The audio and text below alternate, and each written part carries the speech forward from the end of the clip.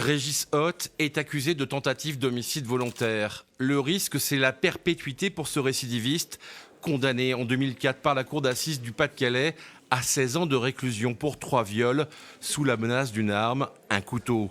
Ici, pas de viol, une agression, une blessure au thorax, toujours un couteau, un coup involontaire selon l'accusé.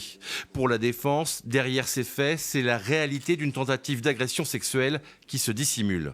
Il a pu reconnaître enfin ce matin devant son épouse la pulsion sexuelle qui aurait justifié ce rapprochement, qui ne me semble pas d'ailleurs être une grande surprise au dossier, puisque tous les débats, vous avez pu le constater depuis 2 jours et demi, tendent autour de son antécédent, ses antécédents judiciaires, sa condamnation devant la cour d'assises de Saint-Omer pour des faits de viol.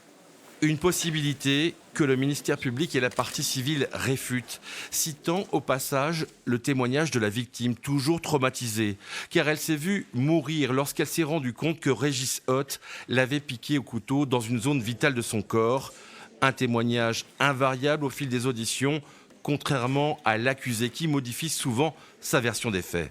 Les propos d'aujourd'hui de l'accusé viennent alors le 3e jour d'audience, dernier jour d'audience, après 2 années d'instruction.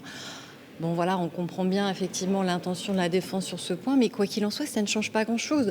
De savoir ce qu'il avait dans sa tête à ce moment-là, si c'était effectivement, s'il a agressé ma cliente au départ pour la violer, ça ne change rien au fait que la première chose qu'il ait fait, c'est lui mettre un coup de couteau dans la poitrine. Les jurés devront donc départager l'une de ces 2 thèses lors de leur délibération. Pour sa part, l'avocat général a conforté la thèse de la tentative d'homicide volontaire, la seule juridiquement viable selon lui.